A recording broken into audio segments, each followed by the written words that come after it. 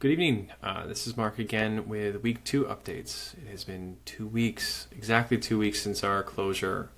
Even though it feels like a lifetime, we've gotten quite a lot done over the last few weeks, and we want to give you an update on where we are with our Chromebooks, internet options, support, and training. So starting with Chromebooks. So we know that there is the dashboard in place, and if you do not have access to this dashboard, anybody that's a member of the Tech Coordinators listserv automatically has access to this one. So probably the best thing to do would be to join that listserv. You get access to all of our updates and the dashboard at the same time. The way this works, if you haven't used this before, is you filter down to your school on the left side, and you can use any one of these filters as well to kind of filter down to the students that you're looking for, either a single student with a student number or students that are still awaiting a Chromebook, either from you or from the central delivery. They will turn red if we have sent them an invite and they just haven't made an appointment. Yellow is when they've been scheduled into an appointment, and then green is obviously they have a Chromebook.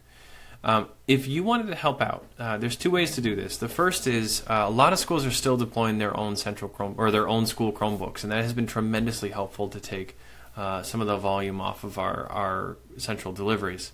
The other way that you can help is to help a family schedule.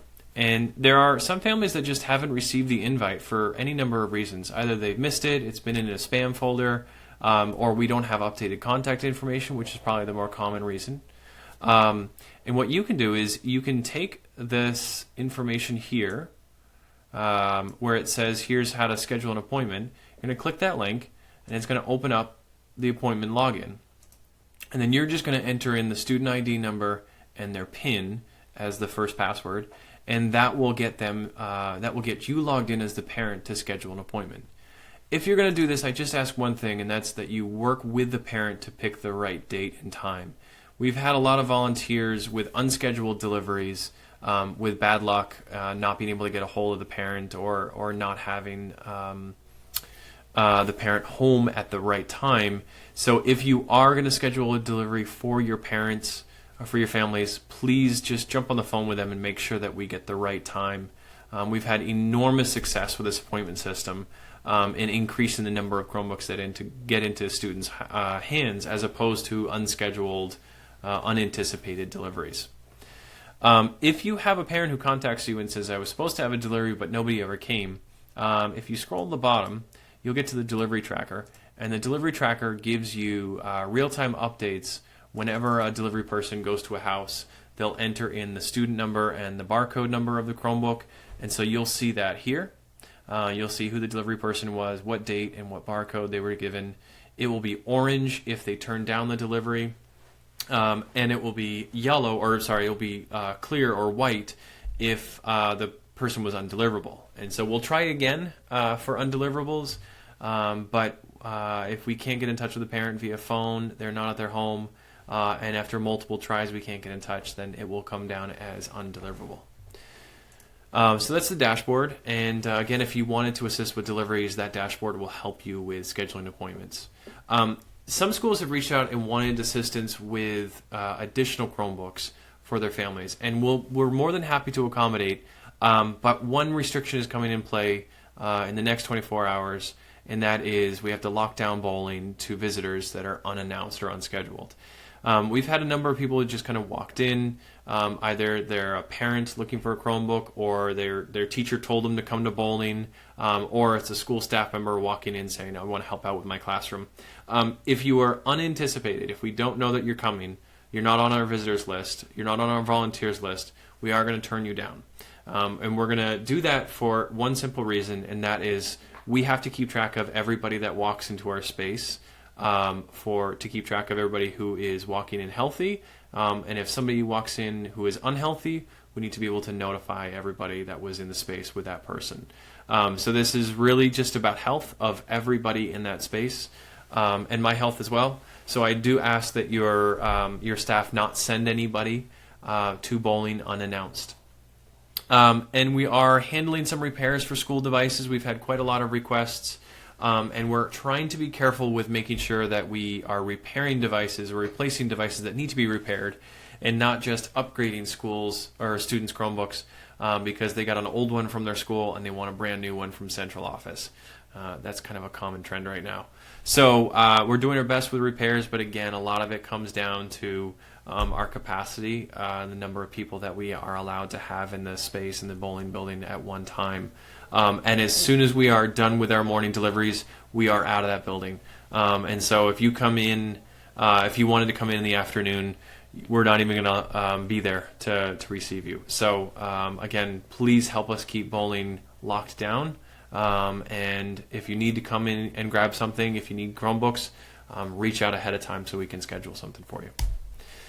Tech support, thank you so much for all those who have helped out with their families. I know this is a big shift and a big change, so it really means a lot that you're helping us out with parents who need support. We are in the process of testing our family call center. This will be a single number for parents to call for tech support if they need help. We are just doing testing right now to make sure that we understand the capacity and the time length that it takes for a phone call and how many calls are going to come in. And then we're also trying to build up our translation abilities so that we know that we can serve all of our families. Right now that number is not public, but as soon as we're ready to go public, we'll announce that to our schools so that you have that number for families. Internet options. So broadband is getting better. Comcast has eased their rules even more, and so some families who were afraid to call Comcast because they knew that they're going to get rejected, they may find that now that they're eligible for Comcast once again. That's Comcast Internet Essentials. Again, it's free for families for a few months, and with some of the restrictions around unpaid bills, they have relaxed those rules for older bills. Hotspots are on order, and I thought that the order would come in last week, and I'm now finding out that it is going to be a longer wait than we anticipated. We are in the process of looking for other distributors that might have the capacity to bring us hotspots, but again, I anticipated these things taking a much shorter amount of time to deliver, and I apologize for that. I will not give you a timeline because every timeline that I've had is either too short or too long. And so right now we're in the process of looking for alternatives to get hotspots faster than our current provider has offered to get them to us. And then filtering on Chromebooks, we have added filters for every Chromebook that goes out, both the school devices and the central devices. And we're changing the rules slightly on each Chromebook to make sure that they are age appropriate. So the elementary students will get the Clever Badge login. The high school students, middle to the high school students will get the traditional email login. And the guest account is no longer. And that is only for students. When we see a student successfully log into the Chromebook, then the guest account will be removed. And that is to enforce filtering, which is a requirement of the Children's Internet Protection Act, a federal law that requires us to protect students from inappropriate content. So filters are in place on the Chromebooks, and the guest account is gone. And then finally, some teaching and learning tips and some training options. So the first big topic, unfortunately, we have to talk about is Zoom bombing. It's that thing you've been seeing on the news where inappropriate things get said in a meeting by somebody who just jumped in randomly. Either they're saying inappropriate words or phrases or broadcasting inappropriate pictures.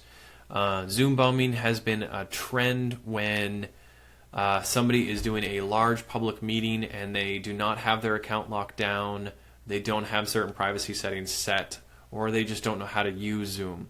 So the company has changed their products slightly over the last week. You may have seen some changes in Zoom. Certain settings have been turned off or adjusted by default. One of them is mute upon entry. So in the past, you used to be able to join a Zoom meeting and you'd be able to talk right away. Well, now everybody jumps in and they're all muted, and you have to manually unmute yourself, and the host can mute you at any time. These are to reduce the likelihood of Zoom bombing, but we still have had some circumstances here in Boston with classrooms being Zoom bombed. The real big thing, the real way to stop this is to have your teachers go through training and to access some of the resources that we've provided.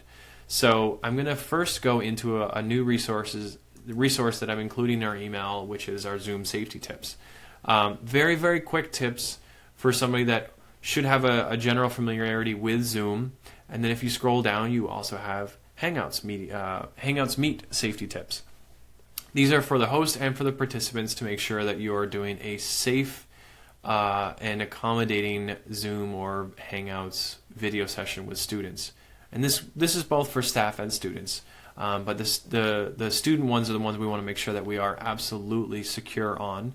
And then the other thing that you can do is on the Boston Public Schools website, the coronavirus website, under technology resources, is our training schedule.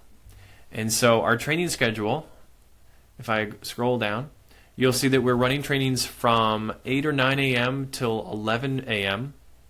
And then from 11 a.m. to 12 p.m. is our office hours. So office hours are unscheduled, unscripted sessions where anybody can drop in and ask a question and get a little bit of customized support. And then the afternoon we resume at 1 and we'll go into the afternoon. We'll usually end around from 1 to 3 or 1 to 4 with additional webinars. And the sessions are usually a beginner session and an advanced session. There's some digital safety, there's some digital citizenship, and as we scroll down, you'll start to see assessments with Google Forms, Math Tech Tools panel, some really, really good things coming. And we will broadcast our next week's schedule, or we'll post our next week's schedule every Friday morning. So if you're looking for next week, come in on Friday, and you'll be able to scroll down and see what next week looks like. If you missed something, right above the schedule is our archive. So you can always see some of the older sessions that we've posted in case you missed anything, or you want to send a link out to some of your colleagues. And that's it. Thank you so much for everything. Thank you so much for going through this transition. And if there's anything that you need, please don't be afraid to reach out. I'm doing my best to keep up with my email. It's a little bit hard. But thank you so much for being supportive. Have a great night.